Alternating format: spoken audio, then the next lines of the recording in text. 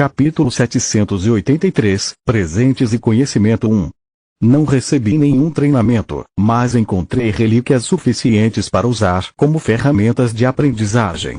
Meu único problema é que não tenho acesso a runas modernas, então Cedra não conseguia entender como tantas criaturas poderosas podiam favorecer os fracos em vez de sua própria carne e sangue.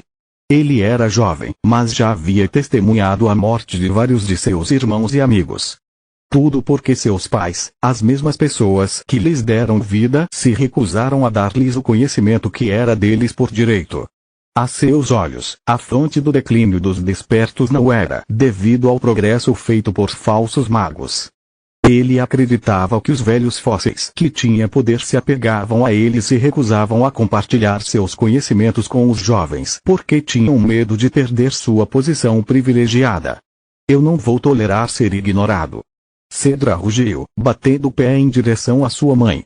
Os olhos de Faluel queimaram com poder quando ela disse: "Fique quieto." A voz dela era calma, mas carregava tanto poder que Cedra se viu ajoelhado com a cabeça no chão. Lid ficou surpreso ao perceber que ela não havia usado magia, mas sim algum tipo de intenção de matar. "Eu realmente sinto muito pela grosseria do meu filho e estou disposta a explicar a você o básico dos fundamentos da fundição de runas como um pedido de desculpas. Você sabe qual é a principal diferença entre magia de guardião e forja?" Ela perguntou. Lid apenas balançou a cabeça e admitiu sua ignorância. A pergunta era aparentemente simples, mas sua resposta estava longe de ser óbvia. A magia do guardião usa runas para criar formações mágicas, assim como a forja as usam para vincular o metal à sua vontade, mas isso é o que a analogia vai. Um guardião usa runas para manter sua energia e criar efeitos extraordinários, enquanto a forja usa para alterar as propriedades de um material. Runas antigas, aquelas que são visíveis a olho nu, eram semelhantes às runas de guardião, colocando o encantamento na superfície do metal ao invés de dentro dele, para não interferir com os caminhos de mana que o processo de união cria. Você pode pensar neles como uma matriz permanente, para complementar a força dos feitiços imbuídos em um artefato. As runas modernas, em vez disso, embora ainda estejam esculpidas na superfície de um item, elas exercem sua energia para dentro em vez de para fora, e é por isso que são invisíveis para os meios normais. Além disso, dessa forma, eles são capazes de alterar as propriedades do metal e de seu sistema circulatório de mana para que, uma vez que o encantamento seja aplicado, o resultado final seja dado a partir da sinergia entre as runas e o pseudonúcleo. As runas antigas podem apenas adicionar um efeito, enquanto as runas modernas são capazes de se misturar com o pseudonúcleo e os cristais de mana, criando algo que é maior do que a soma de suas partes individuais, disse Faluel. Isso significa que as runas antigas são inúteis? Lid gemeu ao pensar que todas as suas descobertas dentro de Urioli foram em vão. Deuses, não. Faluel deu uma risadinha. Você pode aplicar métodos modernos de forja com runas antigas. Isso os tornará invisíveis e preservará seu efeito, mas isso não mudará o fato de que tais runas estão desatualizadas. Seria como fabricar uma espada seguindo um projeto antigo. A espada ainda cortará, mas não pode corresponder a uma obra-prima moderna, não importa o quão bom o ferreiro seja. O medo que manteve Cedra sob controle foi lavado pelo choque e depois por sua indignação desenfreada. Não era apenas o fato de que sua mãe estava explicando a um estranho coisas que ela sempre se recusou a ensiná-lo que o estava deixando louco, tanto quanto a compreensão de que o humano era capaz de entender suas palavras enquanto ele não. Em sua forma humana, Cedra era um homem excessivamente bonito em seus 20 e poucos anos, 1,9 metros de altura, com cabelos dourados e uma barba bem aparada. Apesar de sua tenra idade, ele já havia alcançado um núcleo ciano e uma segunda cabeça. Seu cabelo tinha mechas vermelhas e laranja, fazendo parecer como se um deus do sol descesse entre os mortais. Seu corpo se torceu enquanto aumentava de tamanho, voltando à sua forma real. As duas cabeças encararam o humano com ódio, medindo mais de 5 metros de altura. A parte inferior do corpo atarracada de Cedra era toda músculos e suas garras perfuravam a pedra com tanta força que ele estava exercendo para dominar o comando de sua mãe. Faluel suspirou enquanto Lir fazia a fúria da jovem Hidra se transformar em sede de sangue. Uau, ele é muito pequeno comparado a você. É porque ele é jovem ou é um híbrido? A pergunta era incrivelmente rude, implicando que nenhuma hidra de sangue puro poderia ser tão insignificante e que Cedra tinha que nascer de uma raça inferior. É normal para quem ainda não viveu um quarto de século, disse Faluel. Ele não é ruim, apenas estúpido e vaidoso. As duas cabeças mergulharam com a boca aberta, revelando uma boca de presas envenenadas. Hidras tinha mais do que apenas sua aparência em comum com as cobras. Faluel golpeou o corpo de seu filho com a palma da mão aberta, paralisando-o no local. Antes de você ir, devemos trocar nossas runas de comunicação. Faluel tirou seu amuleto do conselho de seu item dimensional e Lir também. Se algo relacionado a despertos acontecer, fique à vontade para me ligar. Afinal, sou oficialmente seu contato com o Conselho das Feras. Não se esqueça do que discutimos hoje. Sua escolha de palavras, disse a Lir que ela não confiava em Cedra para revelar seu segredo. Tenho toneladas de metais que precisam ser fundidos e realmente preciso de uma mão. E se ele me incomodar assim que eu sair daqui? Perguntou Lir. Então bata nele 1 centímetro da morte e me ligue.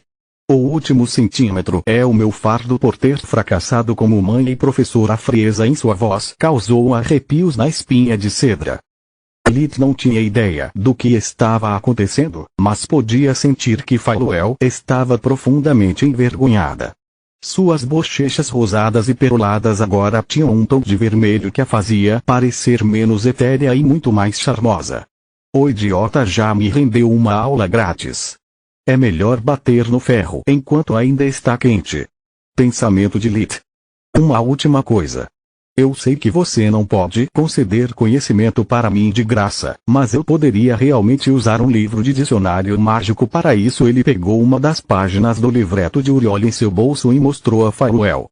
Esta é apenas a linguagem antiga. A Hidra não conseguia entender o motivo de tal pedido. Você pode encontrar muitos tomos sobre isso em qualquer biblioteca decente. Já estive lá, fiz isso. Lir respondeu. Você pode encontrar tomos sobre isso, sim, mas ainda é uma língua morta. Dicionários não são comuns, muito menos aqueles que contêm palavras relacionadas à magia. Se eu pedir por eles, estarei exposto. Humanos, Faluel murmurou desgostoso, enquanto um par de livros grossos voou de uma caverna adjacente para suas mãos. Sou fluente na língua antiga, então realmente não preciso deles. Você pode manter os dicionários pelo tempo que precisar. Lir os colocou diretamente na Soluspedia, descobrindo que um era um livro sobre palavras comuns e o segundo era apenas sobre o jargão mágico. Muito obrigado. Ele fez uma reverência profunda em Faluel antes de sair da caverna.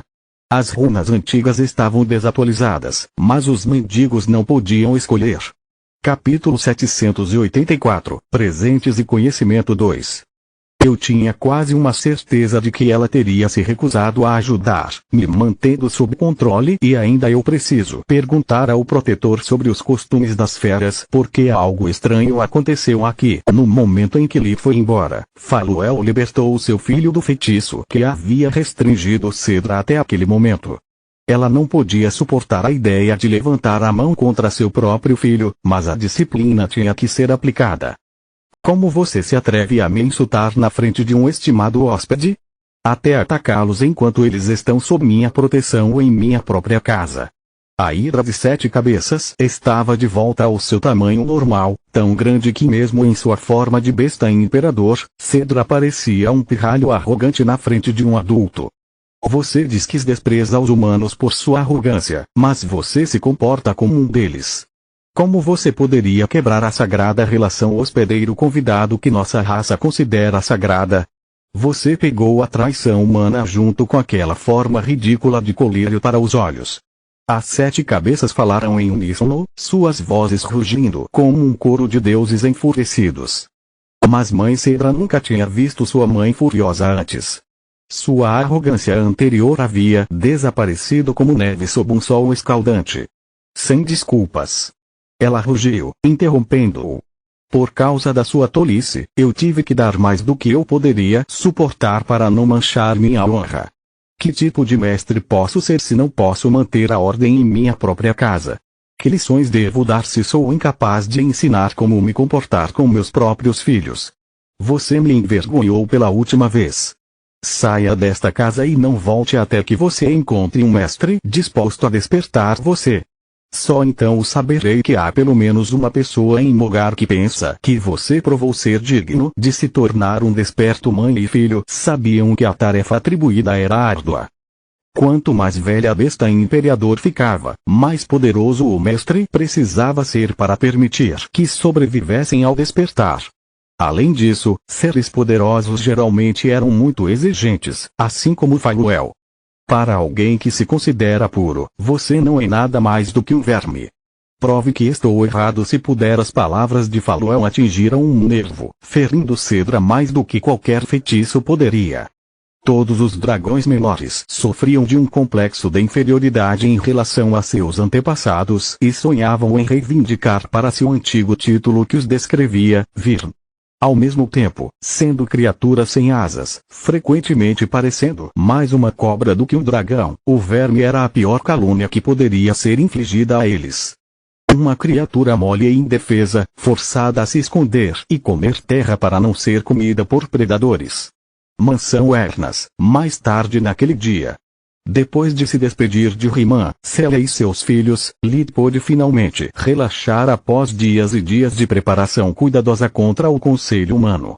Ele odiava admitir, mas iria sentir muita falta da casa de Plória. Tinha uma biblioteca enorme, todas as instalações de treinamento que ele poderia sonhar, e estava cheio de pessoas que cuidariam dele, ao contrário de quando ele estava em Lutia. Lá, alguém sempre se machucaria, precisaria de sua ajuda ou atenção. As únicas exceções eram as crianças verem que, apesar da proteção que suas roupas encantadas ofereciam, muitas vezes conseguiam fazer as três coisas ao mesmo tempo. Além disso, na mansão ele poderia compartilhar com Camila cada momento de descanso que ela tivesse. Depois da conversa na casa do protetor, ela se tornou ainda mais amorosa e afetuosa, a ponto de ser quase pegajosa. Ainda assim, Lid não incomodou, já que ele esperava que Camila o tratasse de maneira diferente, pelo menos no início, mas nunca que ela se tornasse mais gentil. Solos estava trabalhando na tradução do livreto de Urioli enquanto Lid praticava feitiços espirituais. Desta vez, eles estavam dividindo o foco por um bom motivo. O livreto era apenas sobre aulas práticas e explicava apenas o mínimo de teoria por trás dos experimentos que os alunos precisavam para entender como o feitiço funcionava. Expandir algumas linhas em uma explicação adequada de uma disciplina desconhecida exigiu uma quantidade enorme de foco e capacidade intelectual. Solo só poderia fazer isso trocando constantemente os livros da Soluspedia na biblioteca Ernas e vice-versa. Ela estava dando tudo de si para entender os fundamentos de Forja Rúnica, passando e repassando o primeiro capítulo para ter certeza de que não havia perdido nada.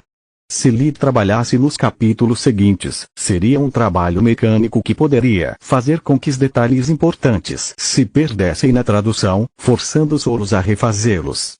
Depois de revisar suas memórias sobre os feitiços espirituais, Lid preferiu trabalhar em replicar aqueles que ele tinha visto em ação e então compartilhar suas descobertas com Solos, assim como ela faria sobre a fundição de runas. Não admira que Faluel não estivesse disposto a me ensinar, essas coisas são muito difíceis. Lid pensou durante um intervalo comum. Sem a energia mundial, cada parte do feitiço deve ser imbuída de vontade e moldada com precisão. A magia elemental é semelhante a usar o molde para dar forma à argila, enquanto a magia espiritual requer começar do zero todas as vezes. Sem a energia elemental como diretriz, faltando um único ponto de foco do feitiço, é o suficiente para transformá-lo em um desperdício de mana.